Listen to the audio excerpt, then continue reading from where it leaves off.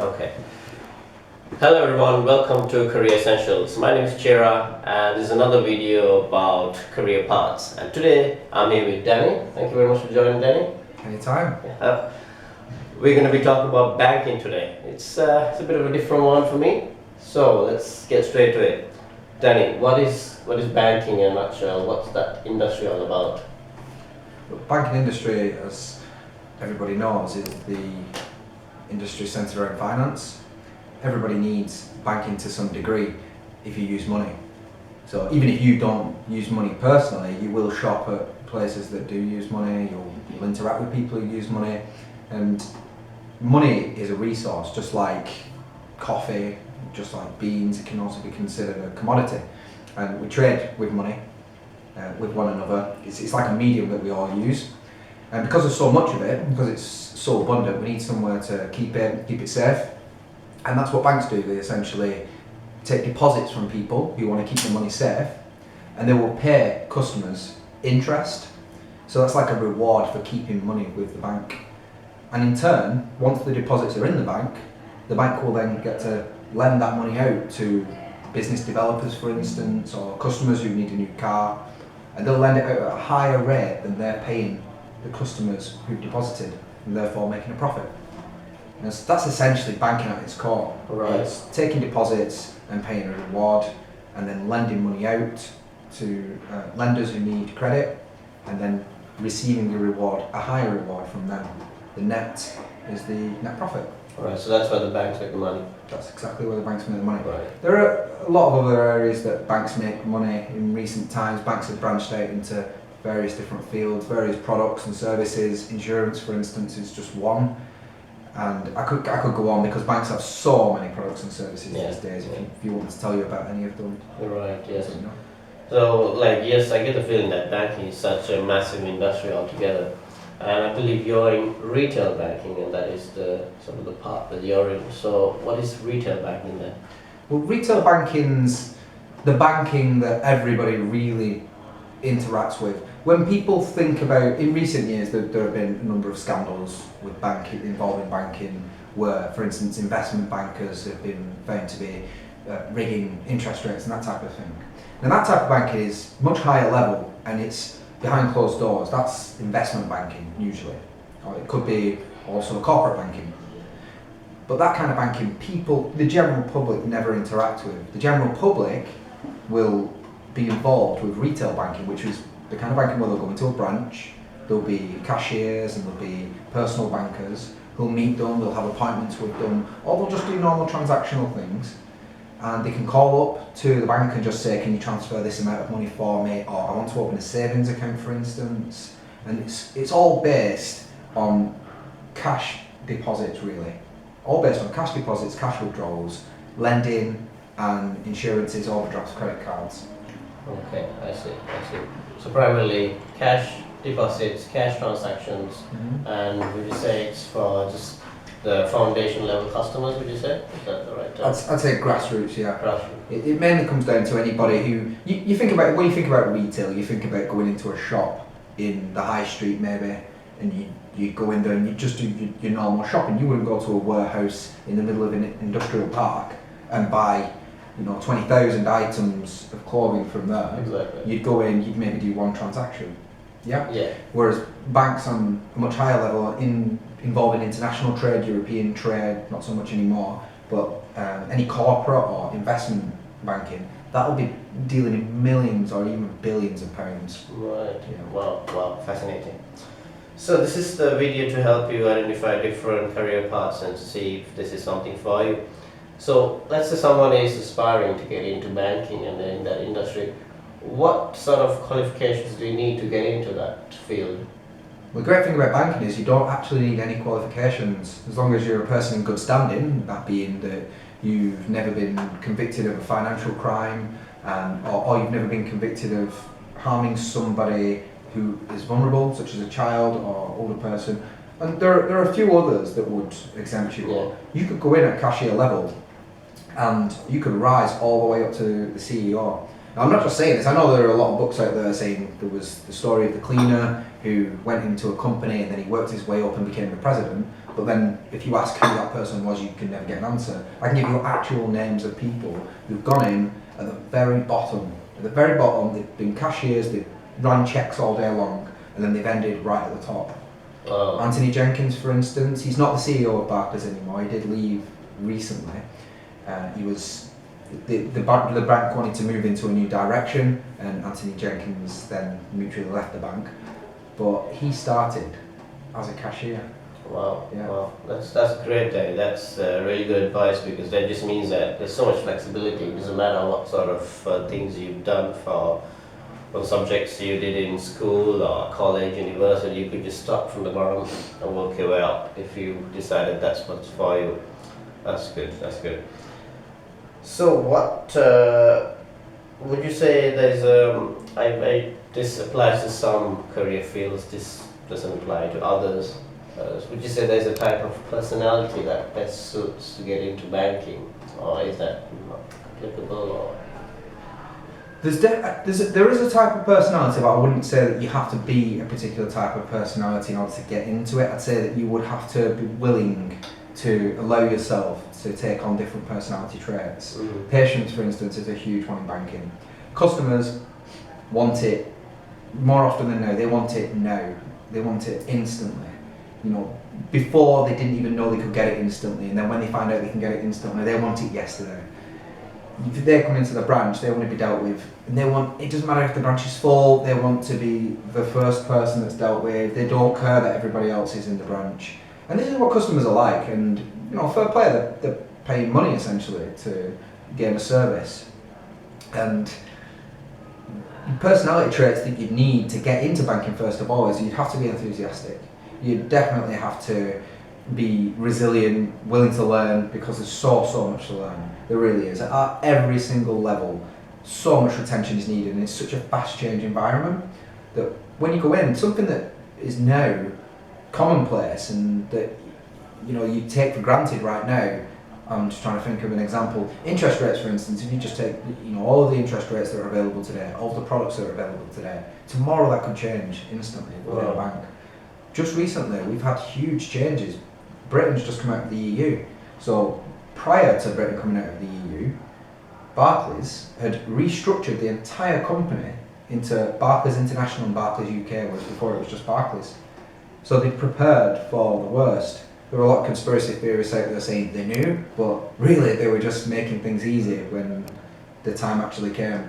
So nothing much has changed now, except for we can make that transition a lot more smooth. Right, wow, that's good, that's good. So basically, be enthusiastic, be willing to learn, and resilient, would you say?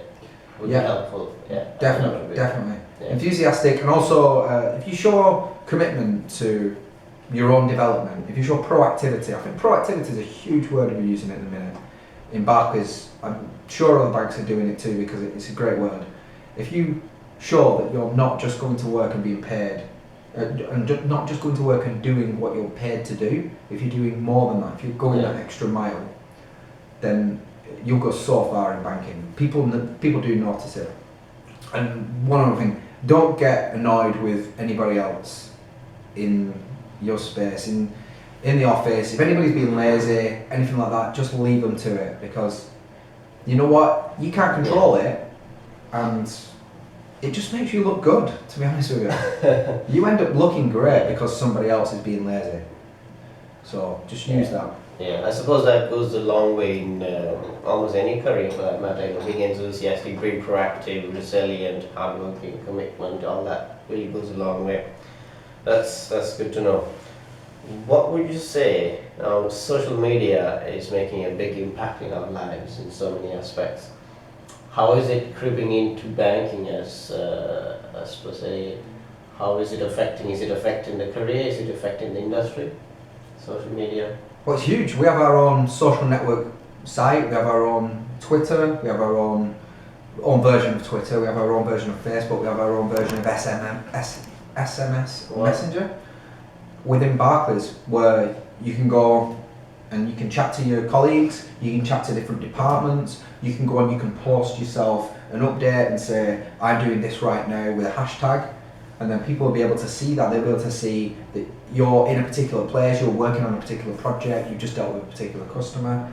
Not only that, but in the outside world, we do interact. We have an entire PR department to interact with the outside world, talk to customers, especially when there's been some sort of scare or scandal. They'll interact with customers, let them know how they're safe and how we're going to make sure that they are safe. It's a great way as well of communicating new updates to customers. Now we don't have to send out a mail to everybody.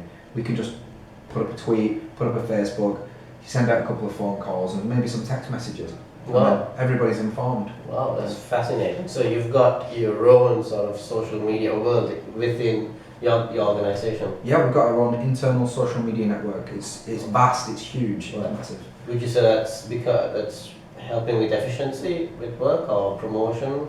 I definitely think that it's helping to speed processes up and stop people from continuously jumping on the phone and just ringing up, for instance, IT when they can just get an answer instantly from an IT chat group. You know, why bother sitting on the phone all day in a queue when you can just go and you can instantly get somebody else who's actually, you know what a forum's like on the internet. You have a question nowadays. If I have any question, it seems, I can go into Google, type it in, and it comes up on Yahoo questions, or it'll come up on some other forum where somebody's asked it and a number of people have answered it. And that's the same now. We can get that internally with Barclays. You just tap it into a glossary and then somebody's answered that question somewhere along the line. Wow, fascinating. I didn't know that. Right, brilliant. So moving on to the next question. What is the future of banking? I know we just spoke about social media and how we are using it already, but where do you see it as a career? I know it will probably be something that banks will always be there as long as people will use finances for all reasons. Would you see it as an industry that's growing, expanding? There's more scope in the future? Yeah, it's always growing. In more recent years, we've had heavy regulation restricting the kind of services and products that we can offer. Obviously, the way that we conduct ourselves has changed massively now. We don't charge customers as much. Interest rates are no longer really prevalent at the bank. It's more about fees, like daily fees and that kind of thing, so it's a lot more clear to customers how much they'll be charged if they use a certain amount of money. But with the future of banking, well, that's remains to be seen, doesn't it? But branches, for instance, will we always use branches? I think so, because we do get customers coming into branches, huge numbers of customers coming into branches. We still need them, but there's been a huge drive towards technology in recent years as well. So whereas in the past you would have gone into a branch and you would have seen cashiers all around the branch, just sat waiting to take customers who are in a queue all day long. Now you'll go in, you'll maybe have one cashier or two cashiers, and you'll have a number of what are called assisted service counters. You'll have one person dealing with 3 assisted service counters. Much like if you go into the supermarket, you might see one person dealing with 5 or 6 self-service checkouts, yeah. And it's exactly the same principle. And all customers don't like this. They really don't. They don't like the fact that they have to do it themselves. They don't believe there's any stewardship there. They don't like the fact that they don't actually know what they're doing. But the great thing is, if we teach them what to do, they come in and they're excited to do that thing. That's part of their routine then, coming in and knowing how to do something that previously they didn't know how to do. At Barclays we offer something called Tea and Teach, which means we'll allow areas of the branch to be opened up to customers, older customers usually, who can come in, sit down with us, and we'll teach them how to use iPads, iPhones, we'll teach them how to use mobile banking. All the technology is really where it's at when it comes to the change that's due with Barclays. Anything else that's about to change, I think, will be more structurally. There are more products coming out all the time, but really the products that we've got now, reward systems are a big thing currently, but we've got that in place now, so for the meantime it's going to be more technology, making it streamlined, faster, and more efficient. Right, wow, fascinating. Fantastic. Thank you very much for that, Danny. One more question. What would you say, being in retail banking, what's the most, with your role, what's the most rewarding thing, or what gives you a sense of fulfillment and job satisfaction? The thing I think that gives me the most job satisfaction is the fact that I can see a progression path before me. I love working with customers, I love going into work and helping people, not so big on the transactional side of things, you know, when you're just doing one thing over and over and over again. But when I can really own something and really get my teeth into it and then help somebody, go that extra mile, that's what I really like about it. But when it comes to being in the branch, I know that I can see this path before me. I can see that if I ever wanted to go into management, I can, and I'll be doing that in only 2 years' time. If I wanted to go into a more specialist role, that option's available to me. If I wanted to move around, I'm developing skills that would be able to allow me to go into another company anywhere else. You know, I'm working with finance, doing managerial tasks, I'm doing operational tasks, I'm doing normal retail transactional tasks. Most companies, they'll kill for these sort of skills. Wow, fascinating. Thank you very much, Danny, for joining us today. And if you've got any other questions about banking and retail banking in particular, feel free to leave a comment. I'll be happy to get in touch with Danny and answer those questions for you. Or if you'd like me to cover any other career paths that you need more awareness and understanding in, leave a comment and I'll be happy to make another video for you. Until next time, see you soon.